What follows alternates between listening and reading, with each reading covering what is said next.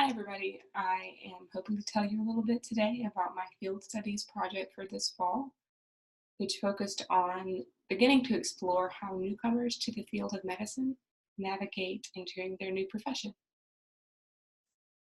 I had several long-term research questions here, but the one I want to focus on for today is considering how coming from a non-medical family might impact the experience of newcomer students as they navigate medical training.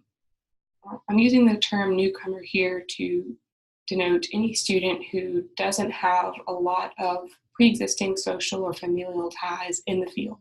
So that would definitely include people who are what we call first in family medical students that don't have a parent or a sibling who is a physician. And it would also possibly include students from communities that are underrepresented in medicine, like rural or minority or low income students. Methodologically, what I did this fall was really contextual research in preparation for a full pilot study this coming semester. This fall, I conducted 10 interviews kind of across the spectrum of medical professionals, ranging from a pre-med student to full medical students and residents, full-time physicians, and a few pre-med advisors. My goal there was just to get a better sense of the whole transition from being a college student wanting to go to medical school to being a full physician and beginning to consider whether coming from a non-medical family would have different impacts at different stages in training, if it has any impact at all. I also did some informal field experience by going to a couple of social events with medical residents, and I was paying attention there to whether being a newcomer to the field originally still seems to matter by the time students have already completed medical school, or whether by then they've sort of fully immersed into the field. I also did a little bit of virtual field experience by exploring all of UK's pre-med resources, and I was looking there for evidence of whether someone who is new to the field has everything they need at their fingertips in order to gain admission to medical school, assuming they're qualified, or whether it's sort of a murky process that might benefit those who have insider knowledge. I had several key themes, but the one want to tell you about right now is that students did indeed, based on my interviews and fieldwork, seem to need quite a bit of insider knowledge in order both to navigate medical training and to access training once they were accepted. I want to talk first about how insider knowledge is necessary for pre-med students. And this was actually the most interesting finding, in my opinion, is that several of these really well-meant policies that our College of Medicine has to increase diversity and increase their own sort of statistical competitiveness actually seem to be acting to tampen down diversity by requiring students to have more insider knowledge to get ahead. So there's two policies there that fit under that umbrella. First is that UK's College of Medicine, and I think many colleges of medicine now, are trying to increase their applicant competitiveness by being purposefully vague about their requirements in terms of extracurricular hours. So they're pretty clear about which classes you need to take to gain admission to medical school, but they won't tell you, for instance, that you need 100 hours of job shadowing, like you might see for something like a physical therapy admissions program. They'll tell you that they're looking for some combination of job shadowing and research and volunteering, and they may also include work hours in that, which is good. But they don't tell you how many hours to expect or to aim for in any of those categories or overall. And one of the pre-med advisors on campus, Leslie Hall, told me that they do this on purpose because they don't want students to do the bare minimum. If they said you need 100 hours, they feel like students would only get 100 hours. And so by being vague, it sort of forces students to do as much extracurricular activities as they can because they don't really know where the competition is. And that makes sense in terms of increasing the competitiveness of the applicant pool and also trying to find students who are really driven to go above and beyond.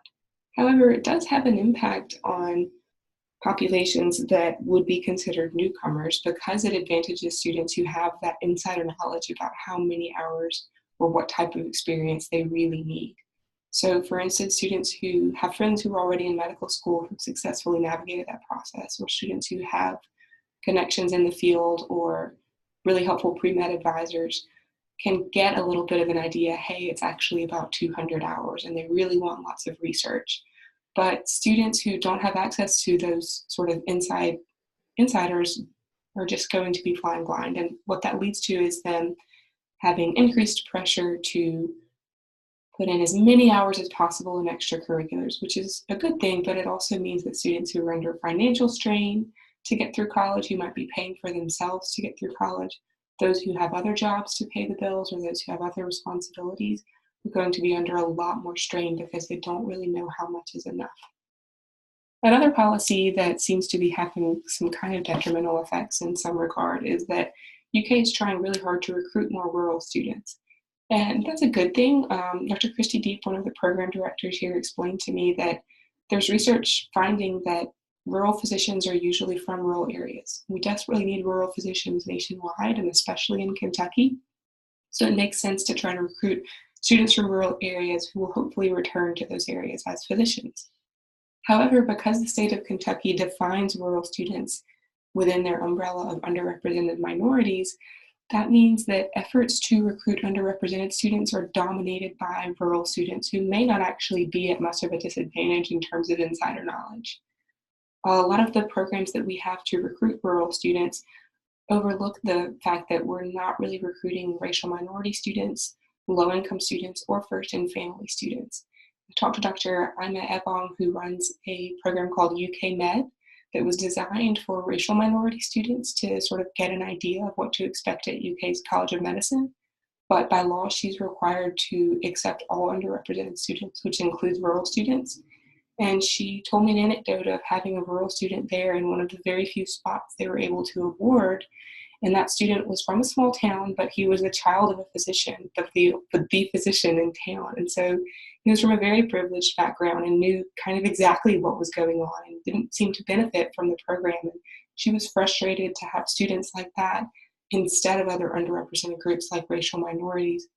And so ultimately, you're putting a higher burden on minority students and low-income students and first and family students to learn on their own about what to expect and to maybe not benefit from these programs because of the stronger emphasis on rural students who may not already lack insider knowledge. Based on these interviews, I had some really interesting insight just from student comments and physician comments. So I want to share a few of those, both of pre-med students and of medical students. Here's what a couple of students said about their pre-med experiences, and these were first and family students who were sort of newcomers to the field. One said, I didn't know what I was getting into, I didn't have shadowing opportunities, and so I had to work a lot harder. Another student said, it's very difficult to get a black and white idea of what to do to get into medical school unless you have someone to walk you through it. And both of these students found peers who were a little bit older than them, who had gone through college with them and helped them navigate the application process. So one thing I'm curious about is whether having those social ties of when you're in your own peer group, if that might offset the challenge of coming from a non-medical family and perhaps having strong social ties within people of your own age could sort of make up for that lack of insider knowledge. Ultimately, though, this student you say at the bottom had to take a gap year because she wasn't fully prepared for medical school after her undergraduate career. And she at least blamed that on the murkiness of what the expectations were for successful admission. Here's a couple of quotations from students who are currently medical students or residents, showing that the first generation or newcomer status still kind of matters even once you're into medical school. One said, coming in, it was like this romanticized vision of what being a doctor is. I didn't have a realistic view. And another says, even now, as a resident, as a physician, I have no idea what to expect as far as what it means to actually be a doctor, to be an independently practicing physician. So in terms of future research, it seems like there is room here to study even the experiences of residents or fully trained physicians who are still kind of struggling to get that insider knowledge into how to practice as a physician on their own. One other theme I want to highlight a little bit is that this goes both ways. Coming from a non-medical family makes it more difficult for students to fit into the medical field and to gain access to it. But it also seems to make it more difficult for students to gain support from their non-medical families. One student said that getting into medical school and being in medical school was extra difficult because his parents just didn't understand how serious it was. And he talked about how his mother wanted him to come home and visit while he was studying for his step one exam. And she didn't understand that he really did need to study full time for 6 weeks. And so it sort of creates this strain within the family where non-medical family members just can't understand what medical students are going through. And even if they want to be supportive, there's just sort of this language and cultural barrier. That same student also said that perhaps not having medical family members could make it more difficult to sort of shake off the challenges of medical school. He talked about how when you make a bad grade, he felt like that would become his identity, and his family would be saying, it's okay, just because you didn't do well, it's no big deal. But he would know that it could actually be a really big deal in his field, and not having someone in his field to tell him it really is okay made it harder for him to sort of recover from challenging grades. So next steps from here are that I'm hoping to continue into a pilot with the M1 class in the spring. So I'll be interviewing sort of a more homogenous population where all the students are M1s. And I'd like to really dig into this comparison between first generation or newcomer students and continuing generation students who are the children or siblings of physicians, because I didn't interview anyone yet who was the child or sibling of a physician. So I really want to get to that comparison and see if there does seem to be a difference in terms of how they view themselves and the development of their own self-efficacy as physicians, how they view the field and relate to the field. And then also the theme that kind of surprised me emerging from these interviews was how they connect with their own families and how those relationships might be challenged or challenging just because families are sort of unable to empathize if they're from a non-medical background. So I look forward to moving forward with this research, and I would love your thoughts, suggestions, or questions to help me decide how to pursue it from here. Thank you for your time.